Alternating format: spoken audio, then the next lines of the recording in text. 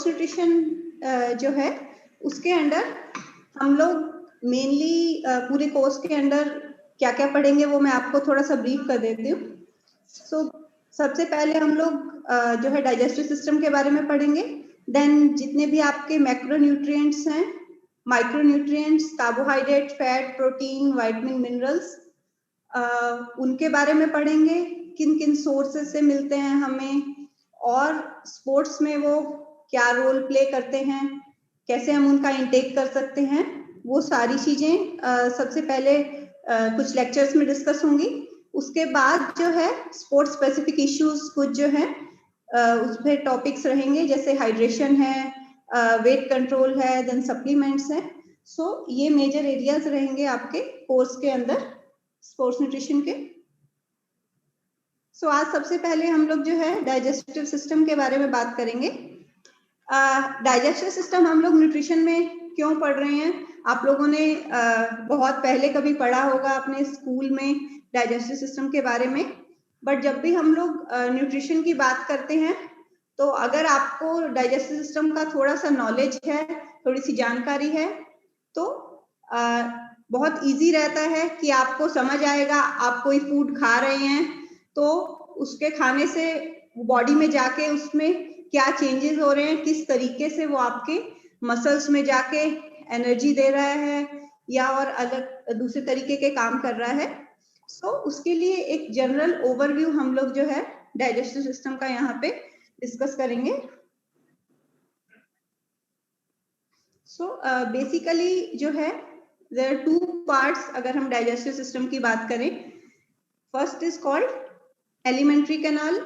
Alimentary canal का मतलब है एक आहार नाल जो है आपकी, जो दैट स्टार्ट्स फ्रॉम माउथ, मुंह से स्टार्ट होती है और आपका जो एनस है वहां पे जाके एंड होती है। एक कंटिन्यूअस कैनाल रहती है ये, इसलिए इसको हम एलिमेंट्री कैनाल या आहार नाल जो है वो कहते हैं। अभी हम लोग उसकी स्ट्रक्चर और फंक्शंस पढ़ेंगे। स्ट्रक्चर पे फोकस हमारा कम रहेगा, उसकी एनाटॉमी पे फोकस कम रहेगा। मेन जो हम डिस्कस करेंगे उसके फंक्शंस का, कि हमारी बॉडी में डाइजेस्टिव सिस्टम में कौन कौन से पार्ट्स क्या क्या काम करते हैं बेसिकली। देन एसेसरी ऑर्गन्स हैं। एसेसरी ऑर्गन्स मतलब कुछ ऐसे ऑर्गन्स हैं जो इस एलिमेंट्री कैनाल, जो हमारी आहार नाल है, उसके साथ जुड़ के जो है काफी डाइजेस्टिव सिस्टम से रिलेटेड काफी फंक्शंस जो हैं वो परफॉर्म करते हैं। तो साथ साथ में हम उन एसेसरी ऑर्गन्स का भी जो बेसिक स्ट्रक्चर है और मेनली उनके क्या क्या फंक्शंस हैं वो हम चीजें जो है वो डिस्कस करेंगे। तो डाइजेस्टिव सिस्टम में एलिमेंट्री कैनाल में हमारे पास जो मेजर पार्ट्स हैं वो है ओरल कैविटी, जो आपका माउथ का पूरा कैविटी है वो। देन ओरोफेरिंक्स, यहाँ पे हमारा जो फेरिंक्स रहता है वो पार्ट। Then oesophagus. ईसोफेगस एक लंबी सी पतली सी कैनाल रहती है जो आपके माउथ की कैविटी को आपके जो है स्टमक, जो आपका आमाशय है, उससे जोड़ती है। देन स्मॉल इंटेस्टाइन है, छोटी आंत बोलते हैं जिसको हम, large intestine and rectum and anus, जिनसे हमारा वेस्ट, जो भी बॉडी का वेस्ट है वो बॉडी से बाहर निकलता है। एसेसरी ऑर्गन की अगर हम बात करें तो जो हमारा दांत है, टीथ है, टंग है, जो हमारी जीभ है, देन कुछ सलाइवरी ग्लैंड्स रहती हैं वो हम लोग डिस्कस करेंगे। लिवर, गॉल ब्लैडर और पेनक्रियास, ये जो हैं एसेसरी ऑर्गन्स के अंडर आते हैं। लिवर को जो है हम लोग हिंदी में यकृत बोलते हैं। यकृत। पेनक्रियास जो है अग्नाशय कहलाता है। गॉल ब्लैडर जो आपका पित्त का थैली जो होता है वो कहलाता है। तो ये सारे ऑर्गन्स भी हम लोग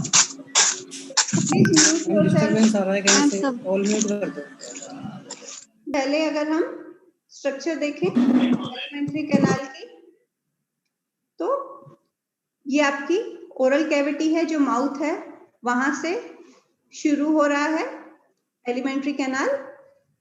इसमें जो है टंग है, आपकी टीथ है, देन यहाँ जो पार्ट है वो फेरिंग्स है, जो आपकी रेस्पिरेटरी सिस्टम और आपका जो ओरल कैविटी है उसका एक जॉइंट पार्ट जो रहता है वो फेरिंग्स कहलाता है। ओरल कैविटी का एक एसेसरी ऑर्गन है टीथ और टंग के अलावा सलाइवरी ग्लैंड्स, जो सलाइवा जो है हमारे माउथ के अंदर उसको बनाती हैं। ये 3 तरह की होती हैं, ये लोग हम आगे डिस्कस करेंगे। फिर इस फेरिंग्स के बाद लंबी सी एक कैनाल रहती है जिसको हम ईसोफेगस बोलते हैं। ये ईसोफेगस कहाँ जाके खुलता है? आमाशय के अंदर, स्टमक के अंदर। स्टमक जो है वो हमारे इंटेस्टाइन से, स्मॉल इंटेस्टाइन, ये जो बीच का पार्ट है। मैडम बोलिए बोलिए, कौन बोलना चाह रहा है? Please English also madam. Okay, fine. So this stomach is attached with this small intestine. Stomach जो है small intestine से जुड़ा हुआ है. Small intestine is a very long canal basically. We will discuss later on, and it is coiled together. ये एक साथ जो है आपस में बंधी हुई रह के जो है बहुत कम स्पेस में प्रेजेंट रहती है, और जब ये स्मॉल इंटेस्टाइन का जो लास्ट पार्ट है वो जाके मिलता है लार्ज इंटेस्टाइन से। So this last part joints with large intestine. Large intestine जो हमारी बड़ी आंत है, and the last part of our alimentary canal is rectum and anus, जहां से हमारा all the waste product are being excreted. And accessory organ if we talk about here are liver, ये जो पार्ट है हमारा red part that is liver. Then pancreas, pancreas जो है जो पीछे की तरफ yellow part that is visible is pancreas. And gall bladder, the small part near liver is basically gallbladder. So we will discuss about all these parts, how they are functioning and their basic structure. So starting with the mouth basically have 2 parts.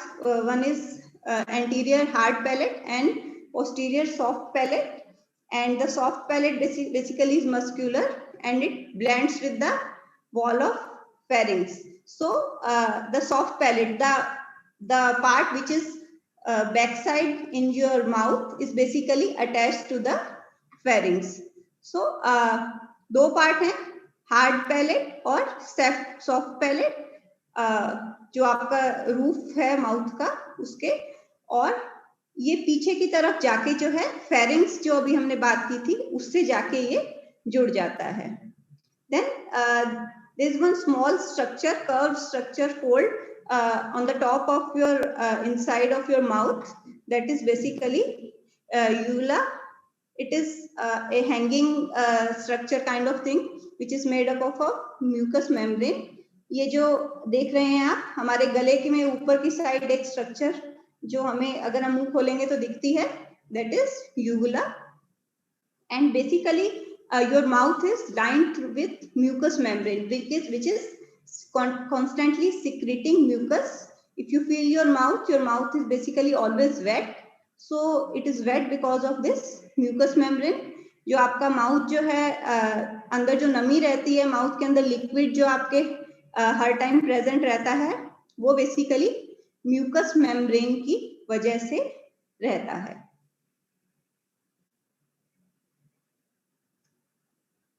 Then coming to the tongue and teeth. Tongue and teeth both are the accessory organs of our digestive system. ये दोनों accessory organs हैं जो help कर रहे हैं basically किस किस काम में help कर रहे हैं? Chewing में, both teeth and tongue help in the process of chewing. जब आप chew कर रहे हैं दांत से आप chew कर रहे हैं और tongue से you are moving the food around your mouth. So both teeth and tongue are playing role in chewing. खाने को चबाने में दांत और जो हमारा जीभ है दोनों हेल्प करते हैं। देन स्वेलोइंग, फूड को निगलने में, again both teeth and tongue plays important role. Tongue also helps in speech, बोलने में help करती है. And the last thing is taste. Our tongue has little projections kind of thing which are called papillae. छोटे छोटे दाने जैसे रहते हैं हमारी टंग के ऊपर, जिसको हम लोग पेपिलाई बोलते हैं. और इन पेपिलाई, ये पेपिलाई बेसिकली क्या है, हमारे माइंड से आ रही नर्व्स की एंडिंग है. हमारे जो ब्रेन है वहां से नर्व्स आ रही हैं कुछ, जो आके हमारी टंग के अंदर एंड होती हैं. और बिकॉज ऑफ दोज हमें जो है टेस्ट का जो है सेंस होता है. So those are called basically, those nerve endings are called basically taste buds. So on tongue we have taste bud, जिसकी वजह से we can taste different kind of flavors which we consume through food.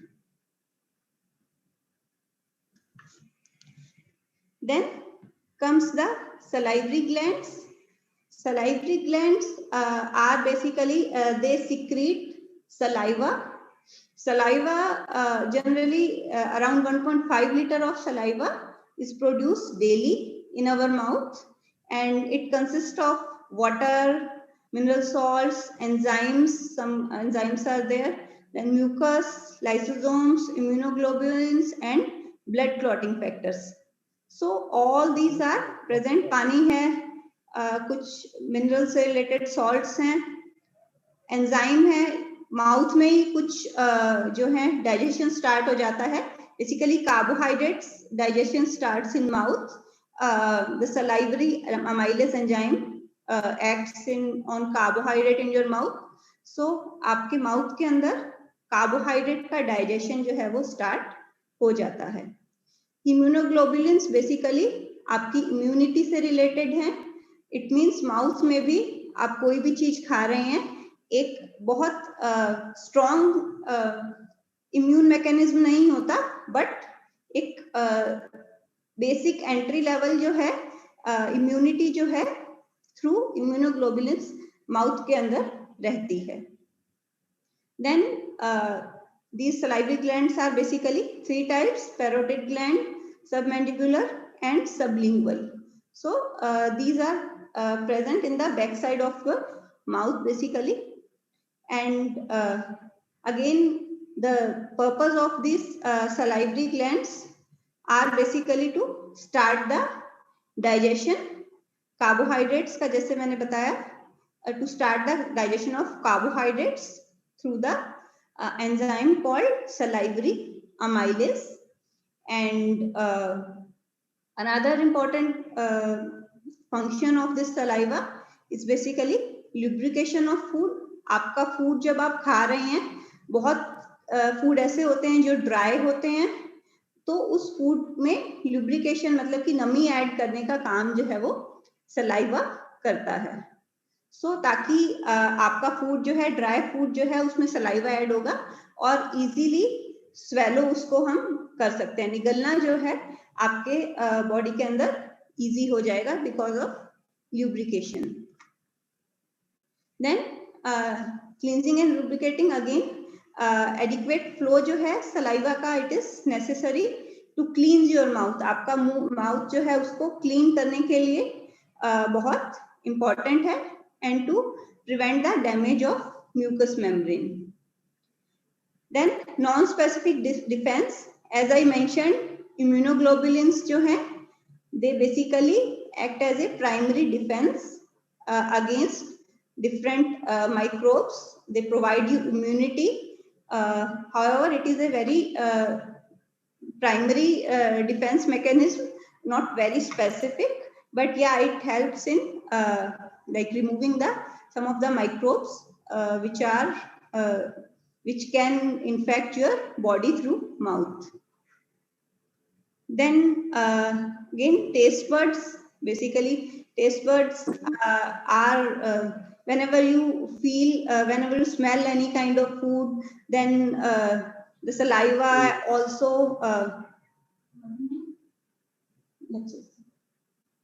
you want, that is an important function. Next comes the pharynx. Pharynx is basically a part which connects your respiratory tract as well as your oral cavity, and also it separates both of them. So there are three parts of pharynx. One is nasopharynx, which is basically the part of your digestive system. So basically what this pharynx is doing, it acts as a point where respiratory and digestive system है उनको अलग अलग करके रख रहा है, and आपके swallowing जो फूड के निगलने को प्रोसेस है उसको करने में ये हेल्प करता है. So बहुत टाइम आप लोगों ने सुना होगा, कई बार हम लोग खाना खाते हैं, खांसी आती है तो हम लोग बोलते हैं कि सांस की नली में चला गया है खाना. So this is the function of pharynx to separate both respiratory and digestive tracts, to diverge them so that air जो है बहुत ज्यादा इसोफेगस में नहीं जाए और खाना जो है आपके respiratory tract में नहीं जा सके. So basically it separates both respiratory and digestive systems. Swallowing निगलने में help करता है. Then peristalsis movement, it helps in peristalsis movement. Peristalsis movement is basically a movement जिससे आपका खाना जो है your food moves in your alimentary canal. So उस movement में जो है pharynx जो है वो हमारी बॉडी में हेल्प करता है. Then comes the esophagus. Esophagus, it is around 25 centimeter long, 25 centimeter long रहती है, और diameter अगर हम इसकी width की बात करें, जो अंदर के घेरे की बात करें, so the diameter is basically 2 centimeter. It starts with pharynx, pharynx से start होता है और it ends where is joins the stomach. So start pharynx से हो रहा है और stomach से जाके ये join हो रहा है. The upper and lower ends of esophagus are closed by sphincter muscles. Every part of your alimentary canal is basically closed by some kind of valve or some kind of sphincter muscles, because every part has its own function. Her part का खुद का function है. Even though alimentary canal is a continuous canal, but बीच में we have some valves, we have some sphincter muscles, कुछ muscles हैं जो हर part को दूसरे part से अलग करती हैं. So esophagus भी जो है ऊपर से जो है sphincter muscles हैं इसमें कुछ जो इसे pharynx से अलग करती हैं, और नीचे की तरफ जो है स्टमक जो है वहां पे sphincter muscles रहती हैं कुछ जो उसे esophagus से अलग करती हैं.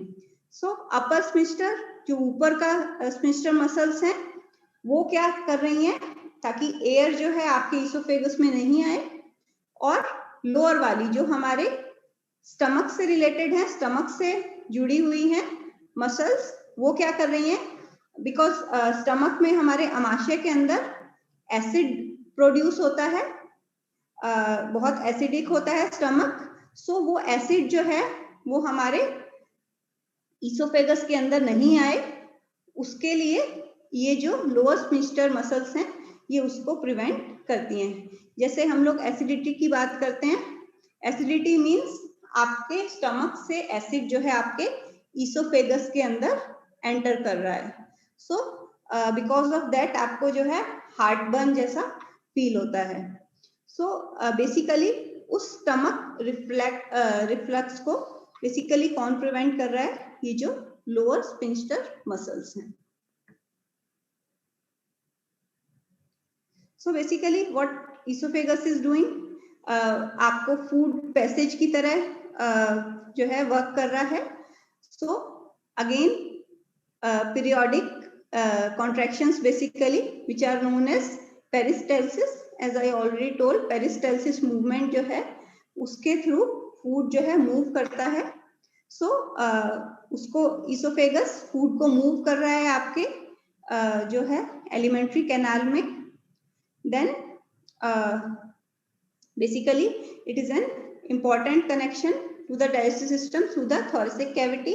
बेसिकली आपका डाइजेस्टिव सिस्टम थोड़ा माउथ के बाद थोड़ा सा नीचे की तरफ स्टार्ट होगा. सो एक कनेक्शन की तरह काम कर रहा है. एंड बेसिकली दो स्पिंस्टर जो हैं ऊपर और नीचे की साइड, वो फूड को मूव करने में, एक बोलस की फॉर्म में मूव करने में जो है हेल्प करते हैं.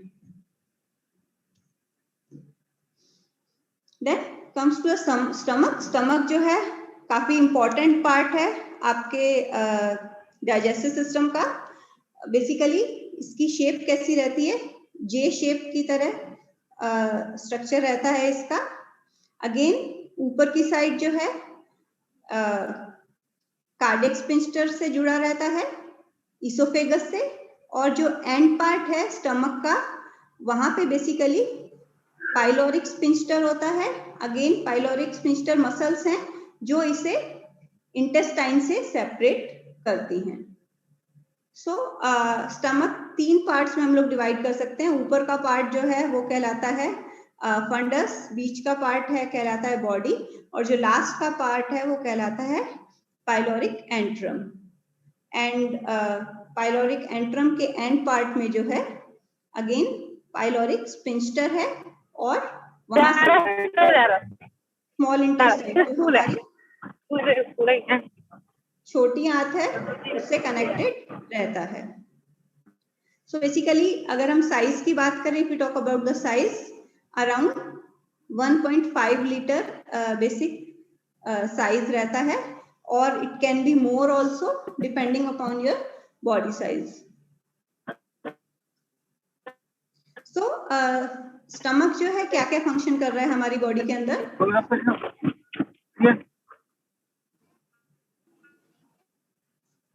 बेसिकली टेम्परेरी स्टोरेज की तरह काम कर रहा है बॉडी में, ताकि डाइजेस्टिव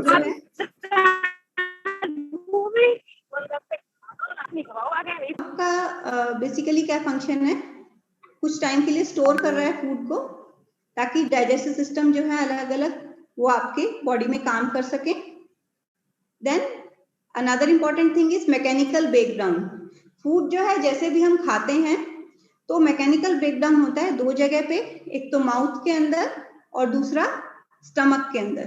क्योंकि हम लोग फूड को न्यूट्रिएंट्स की फॉर्म में नहीं खा रहे हैं, फूड को फूड की फॉर्म में खा रहे हैं. तो सबसे पहले मैकेनिकल ब्रेकडाउन होगा, छोटे छोटे पार्ट्स में फूड जो है वो डिवाइड होगा, तब जाके आपके न्यूट्रिएंट्स जो हैं धीरे धीरे एक दूसरे से सेपरेट होंगे, और उसके बाद जो है डाइजेस्टिव एंजाइम्स जो हैं उस पे काम करेंगे.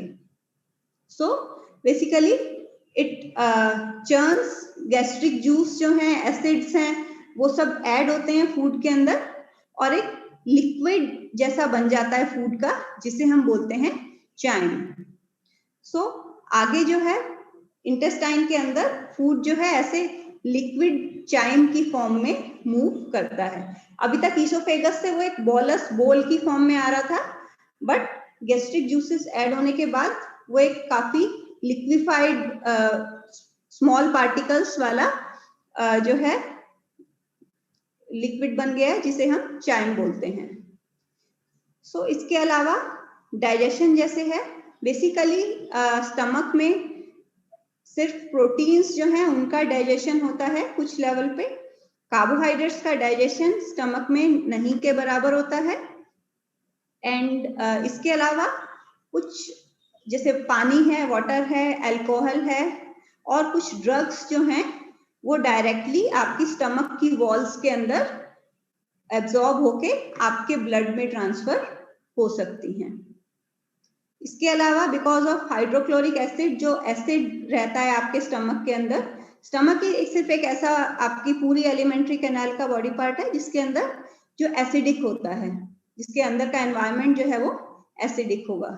सो जो हाइड्रोक्लोरिक एसिड है वो काफी माइक्रोब्स को डिस्ट्रॉय करने में, जो आपके जीवाणु हैं बहुत सारे, उनको डिस्ट्रॉय करने में हेल्प करता है। देन इसके अलावा जैसे आयरन है उसको तैयार करता है ताकि वो इजीली आपकी बॉडी के अंदर एब्जॉर्ब हो सके। कुछ विटामिन B12 हैं जो हमारी बॉडी के अंदर, उसके लिए स्पेसिफिक एक कुछ फैक्टर चाहिए होता है जिसके थ्रू ही हमारी बॉडी में विटामिन B12 का एब्जॉर्प्शन होता है। अगर ये फैक्टर हमारी बॉडी के अंदर नहीं हो तो B12 की डेफिशिएंसी जो है वो हो सकती है और जिसकी वजह से इसकी B12 की डेफिशिएंसी से रिलेटेड जो एनीमिया है वो हमारी बॉडी में होता है। So that is a basically genetic disorder. अगर ये इंट्रिंसिक फैक्टर आपकी बॉडी में नहीं होता है तो B12 का एब्जॉर्प्शन जो है हमारे शरीर में नहीं होता है। सो B12 के एब्जॉर्प्शन के लिए स्टमक में ये इंट्रिंसिक फैक्टर जो है होना बहुत ज्यादा जरूरी है। देन इसके अलावा जो भी कंटेंट आपका स्टमक से आपकी स्मॉल इंटेस्टाइन में जा रहा है उसको भी रेगुलेट करने का काम जो है वो स्टमक करता है। देन नेक्स्ट जो पार्ट है which is connected to stomach, जो स्टमक से आपके आमाशय से कनेक्टेड है, that is called small intestine. Small intestine इसको हम छोटी आंत भी कहते हैं। हालांकि ये हमारी बॉडी पूरी एलिमेंट्री कैनाल का, पूरी आहार नाल का सबसे लंबा पार्ट है। अराउंड 5 मीटर जो है स्मॉल इंटेस्टाइन लंबी होती है और बट एक कॉइल पोजीशन में रहती है, आपस में गुथी हुई सी रहती है और एक बहुत छोटे स्पेस में ये 5 मीटर लॉन्ग स्मॉल इंटेस्टाइन जो है हमारी बॉडी के अंदर प्रेजेंट रहती है। सो अगर हम देखें स्मॉल इंटेस्टाइन के 3 पार्ट्स रहते हैं। शुरू का पार्ट जो है छोटा सा पार्ट होता है जिसको हम लोग बोलते हैं डिओडिनम। ये डिओडिनम पार्ट जो है ऊपर से आपके स्टमक से कनेक्टेड रहता है। देन दूसरा पार्ट जो है स्मॉल इंटेस्टाइन का वो कहलाता है जेजुनम। ये अराउंड 2.5 मीटर लंबा रहेगा और लास्ट पार्ट जो है इंटेस्टाइन का, स्मॉल इंटेस्टाइन का, वो कहलाता है इलियम। इलियम का लास्ट पार्ट जो है फाइनली जाके हमारी लार्ज इंटेस्टाइन से जुड़ा हुआ रहता है। अब स्मॉल इंटेस्टाइन बेसिकली क्या कर रहा है, हमारे फूड का 90% डाइजेशन और एब्जॉर्प्शन जो है वो बेसिकली स्मॉल इंटेस्टाइन के अंदर होता है। So small intestine is major place, सबसे इंपॉर्टेंट पार्ट है जहां पे बेसिकली आपके फूड का मोस्टली डाइजेशन भी हो रहा है, साथ साथ में उसका एब्जॉर्प्शन का मतलब है कि जो फूड है वो आपके फूड नहीं, जो न्यूट्रिएंट्स हैं बेसिकली वो आपके वॉल्स जो हैं, इंटेस्टिनल वॉल्स हैं, वहां से आपके ब्लड के अंदर ट्रांसफर हो रहा है। ब्लड या फिर कुछ लिम्फ वेसल्स होती हैं उनके अंदर न्यूट्रिएंट्स जो है वो ट्रांसफर होते हैं। So that is called absorption. So basically main function small intestine का है डाइजेशन और एब्जॉर्प्शन। अब एब्जॉर्प्शन जो है एक बहुत इंपॉर्टेंट चीज है, बिकॉज जब डाइजेशन हो गया है आपके सारे फूड का तो आपके डिफरेंट कार्बोहाइड्रेट, फैट, प्रोटीन जो है सबसे अपनी सिंपल फॉर्म के अंदर आ गए हैं। हम लोग डिस्कस करेंगे डाइजेशन हर पर्टिकुलर न्यूट्रिएंट, माइक्रोन्यूट्रिएंट के अंदर, मैक्रोन्यूट्रिएंट के अंदर डिस्कस करेंगे। सो कार्बोहाइड्रेट का जैसे सबसे सिंपल फॉर्म अगर हम बात करें ग्लूकोज है, तो डाइजेशन के थ्रू सबसे बेसिक यूनिट जो है उसमें हर न्यूट्रिएंट उसके अंदर डिवाइड हो जाता है और वही बेसिक फॉर्म जो है आपकी ब्लड के अंदर ट्रांसफर हो सकती है। फैट्स जो है, प्रॉपर फैट जो है आपके ब्लड के अंदर ट्रांसफर नहीं होगी। फैट का सिंपल यूनिट जैसे वो कहलाता है फैटी एसिड, प्रोटीन्स हैं उनका सिंपलेस्ट फॉर्म कहलाता है अमाइनो एसिड। सो ये फॉर्म्स जो हैं आपके डाइजेस्टिव सिस्टम से आपके ब्लड के अंदर ट्रांसफर होंगी, ना कि एज सच उनकी जो बड़ी फॉर्म है जिन फॉर्म में हम उन्हें खाते हैं। सो इस एब्जॉर्प्शन के प्रोसेस के लिए स्मॉल इंटेस्टाइन में एक इम्पॉर्टेंट पर्टिकुलर स्ट्रक्चर रहती है जिसको हम लोग बोलते हैं विलाई और माइक्रोविलाई। ये बेसिकली क्या है, जो आपकी स्मॉल इंटेस्टाइन है हम देख सकते हैं एक अंदर का जो उसका घेरा रहता है उसके अंदर स्मॉल प्रोजेक्शंस रहती हैं, इस तरीके की प्रोजेक्शंस रहती हैं। पूरी आपकी जितनी भी स्मॉल इंटेस्टाइन है उसके अंदर ऐसे छोटी छोटी प्रोजेक्शंस रहेंगी। देखें तो अगर हम कितना उनका है 0.5 to 1 mm लॉन्ग जो है छोटी छोटी उंगली जैसी प्रोजेक्शंस जो है वो रहती हैं, जिसको हम लोग विलाई कहते हैं। अब ये विलाई और इन विलाई के ऊपर और छोटे छोटे प्रोजेक्शंस रहते हैं, बहुत ही छोटे टाइनी, जिनको हम माइक्रोविलाई कहते हैं। तो अब ये विलाई और माइक्रोविलाई जो है एब्जॉर्प्शन में बहुत इंपॉर्टेंट रोल प्ले करते हैं। कैसे? जैसे हम लोग को पता है स्मॉल इंटेस्टाइन खुद एक बहुत लंबी ट्यूब है, अराउंड 5 मीटर की ट्यूब है। इसके अंदर इस तरीके के प्रोजेक्शंस बने हुए हैं, छोटे छोटे प्रोजेक्शंस, जो इसके अंदर की सतह जो है, अंदर का सरफेस एरिया जो है उसको बढ़ा रहे हैं। अगर एक ट्यूब के अंदर छोटे छोटे इस तरीके के प्रोजेक्शंस हैं तो इट मींस उसी के अंदर सरफेस एरिया जो है वो अंदर का इंक्रीज हो रहा है। और जैसे जैसे इंटेस्टाइन के अंदर का सरफेस एरिया बढ़ेगा उतना ही इजीली, उतना ही अच्छे तरीके से आपके न्यूट्रिएंट्स जो हैं वो आपकी विलाई के थ्रू आपकी जो ब्लड वेसल्स हैं उनके अंदर ट्रांसफर हो सकेंगे। सो ये विलाई क्या काम कर रहे हैं, इंटेस्टाइन की सरफेस एरिया जो है, उसकी सतह का जो एरिया है उसको बढ़ा रहे हैं ताकि ज्यादा से ज्यादा न्यूट्रिएंट्स जो हैं वो हमारे शरीर के अंदर, हमारे ब्लड के अंदर ट्रांसफर हो सके।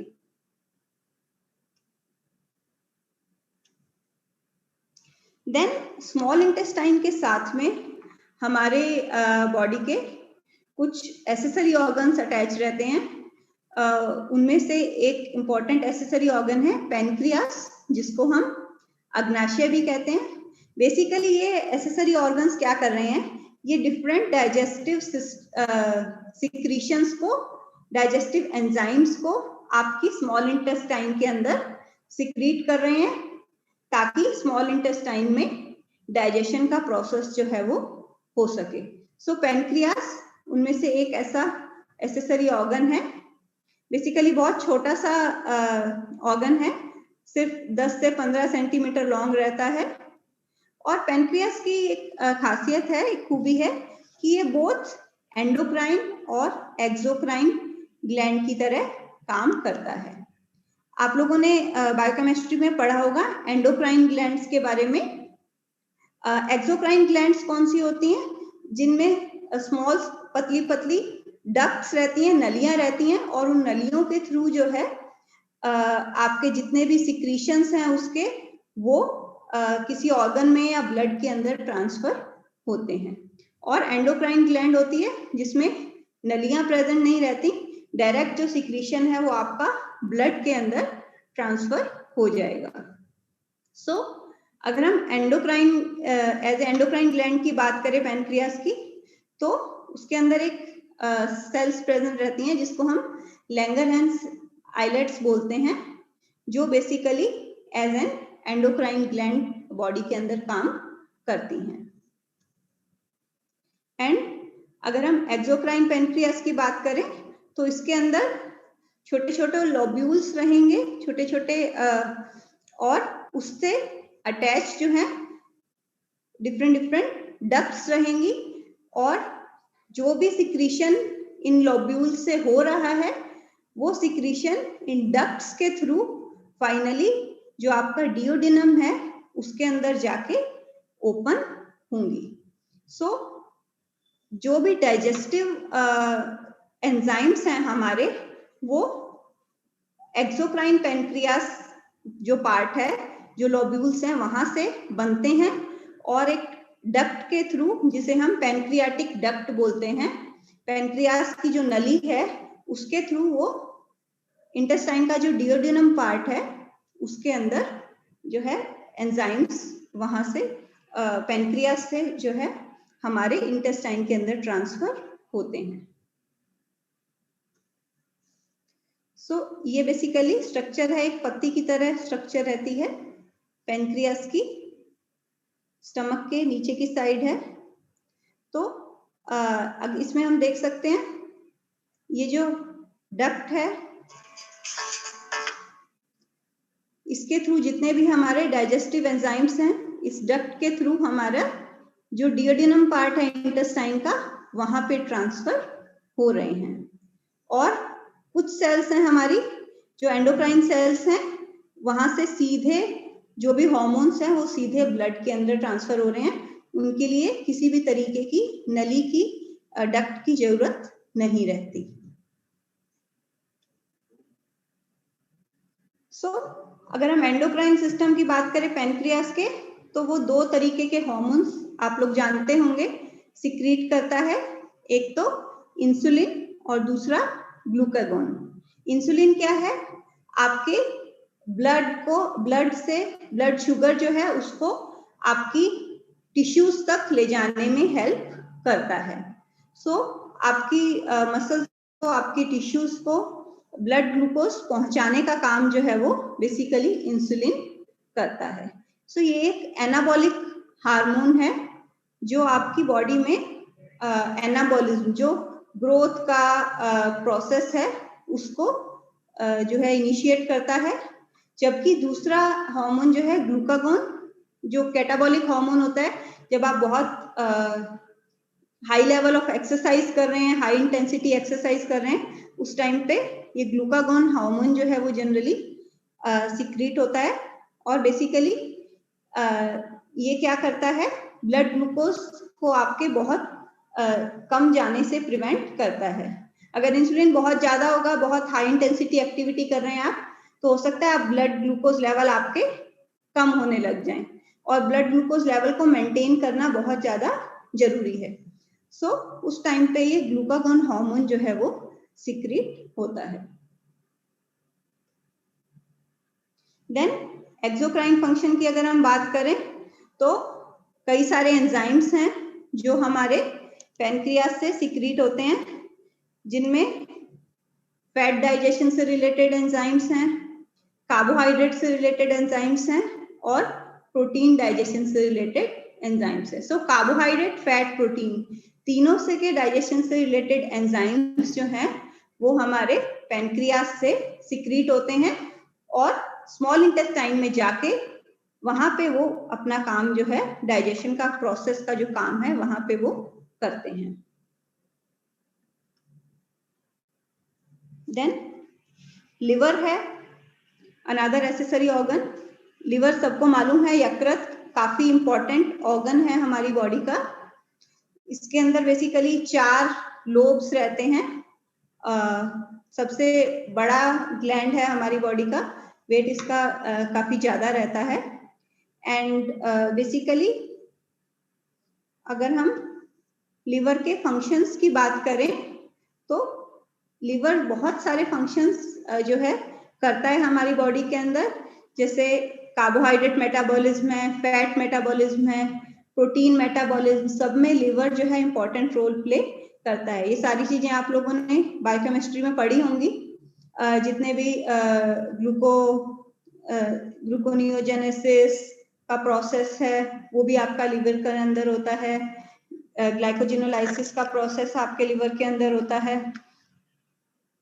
इसके अलावा अगर हम डाइजेशन की बात करें, तो लिवर से बाइल्स का सिक्रीशन होता है जो हमारे फैट्स के डाइजेशन में हेल्प करते हैं। ये फैट के डाइजेशन में कैसे हेल्प करते हैं ये हम लोग फैट्स में पढ़ेंगे डिटेल में, बट सिक्रीशन जो है बाइल्स का, अगेन वो लिवर से होता है।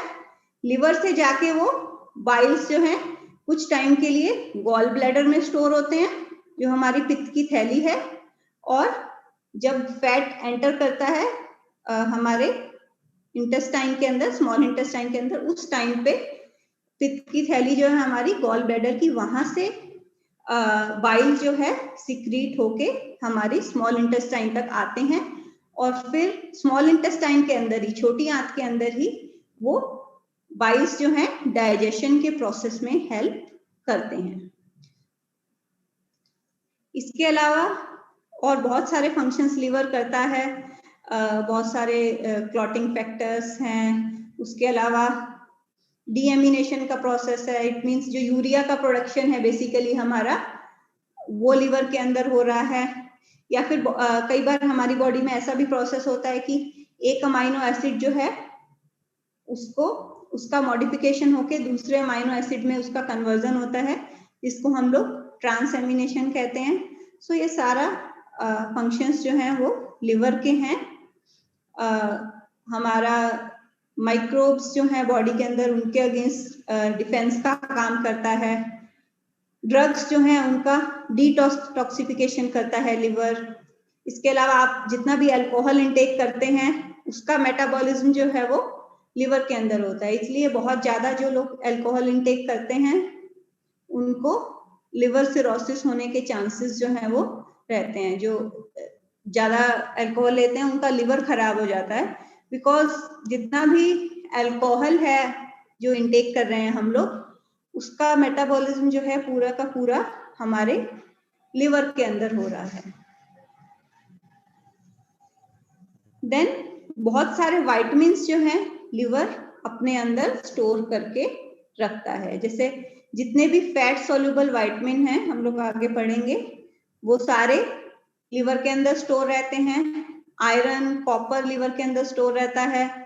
देन बहुत सारे वाटर सोल्यूबल विटामिन्स हैं, राइबोफ्लेविन, नाइसिन, ये सारे विटामिन्स अभी आप लोग को नाम नहीं लग रहे होंगे, बट हम लोग सारे विटामिन्स के बारे में जब डिस्कस करेंगे तो बहुत सारे मोस्टली जो आपके काफी सारे विटामिन मिनरल्स हैं उनका स्टोरेज जो है वो लिवर के अंदर ही रहता है। सो बहुत सारे फंक्शंस हैं लिवर के, बट अगर हम डाइजेशन से रिलेटेड बात करें तो इम्पोर्टेंट फंक्शन है लिवर का कि एक तो ये बाइल का प्रोडक्शन कर रहा है, this function secretion of bile जो है। अगर हम डाइजेशन की बात करें तो सबसे इम्पोर्टेंट फंक्शन लिवर का सिक्रीशन ऑफ बाइल्स है।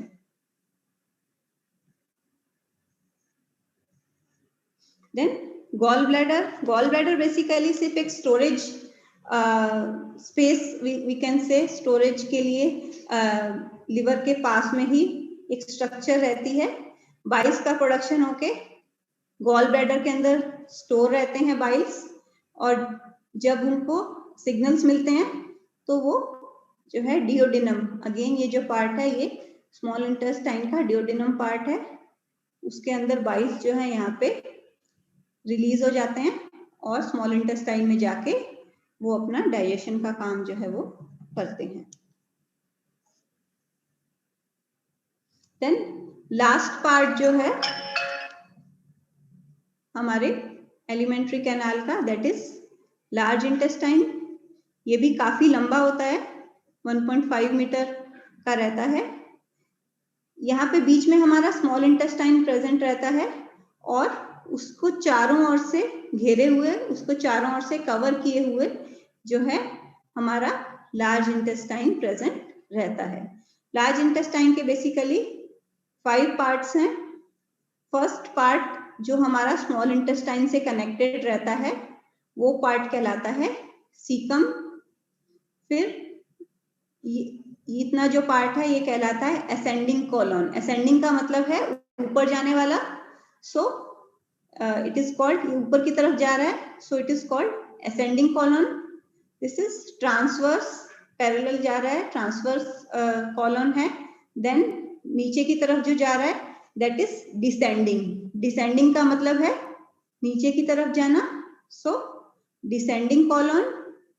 देन बचा हुआ पार्ट जो है that is called sigmoid colon, and last part जो है वो हमारी रेक्टम और एनल कैनाल जो है वो रहती है, जहां से मोस्टली आपका वेस्ट प्रोडक्ट जो है बॉडी से बाहर की तरफ सिक्रीट होता है।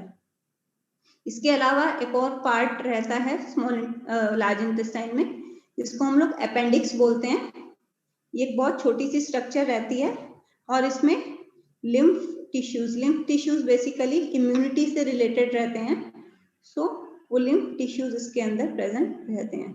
सो अपेंडिक्स का नाम आप सब लोगों ने सुना होगा, कई बार इन्फेक्शन की वजह से अपेंडिक्स में that need to be remove, but इसका कोई बहुत मेजर फंक्शन नहीं है इंटेस्टाइन में, just a projection kind of thing, सिर्फ एक इसका निकला हुआ अलग से पार्ट रहता है।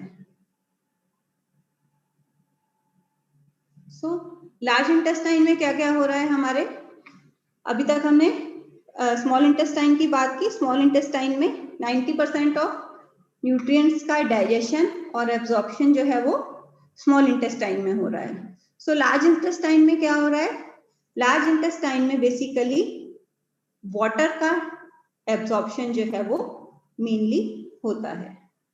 सो अभी तक जो लिक्विड आ रहा था, हमने बात की थी स्टमक में काफी लिक्विफाइड चाइम बन गया था। वो लिक्विफाइड चाइम जो है आपके स्मॉल इंटेस्टाइन में गया, वहां पे उसमें से डाइजेशन एब्जॉर्प्शन हुआ। जो बचा हुआ पार्ट है अगेन वो काफी लिक्विड है, जो आपकी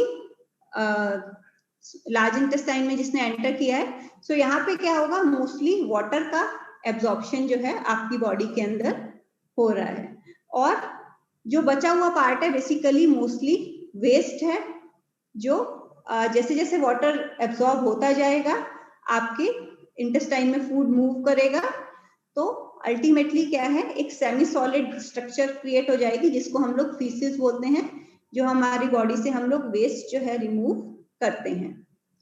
सो इस वाटर के अलावा कुछ कुछ मिनरल्स, वाइटमिन्स और ड्रग्स भी जो है लार्ज इंटेस्टाइन में एब्जॉर्ब होती हैं।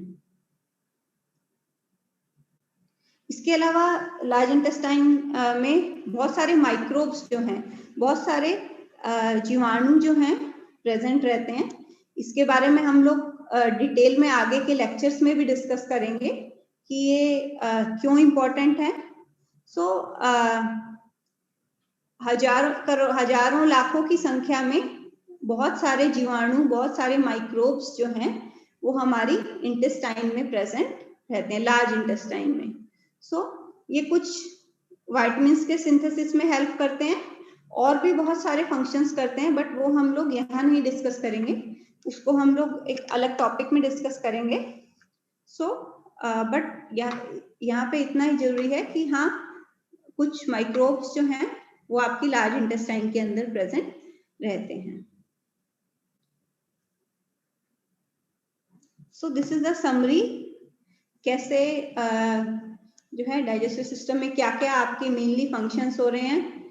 फूड खा रहे हैं आप, इंजेक्शन बोलते हैं जिसको हम, देन बहुत सारे सिक्रीशंस हो रहे हैं, जो डाइजेस्टिव एंजाइम्स हैं उनका सिक्रीशन हो रहा है, जो डाइजेशन में हेल्प कर रहे हैं।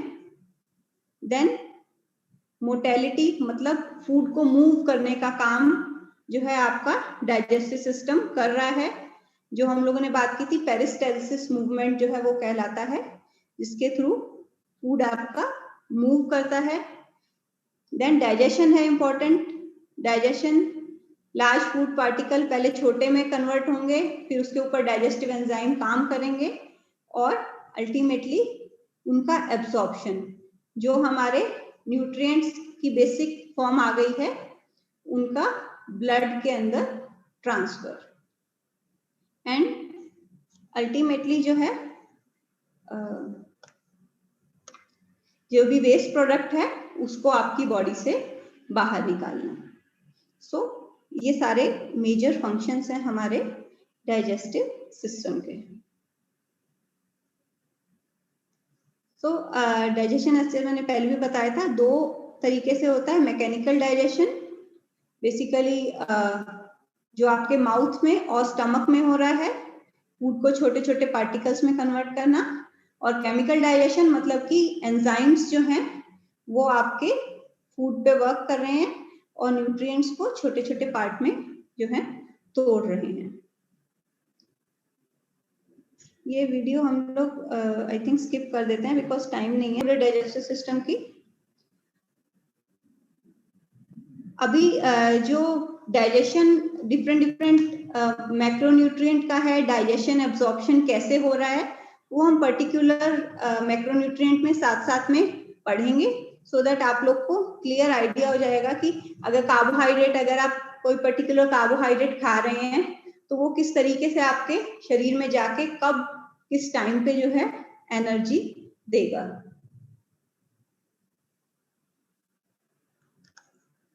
So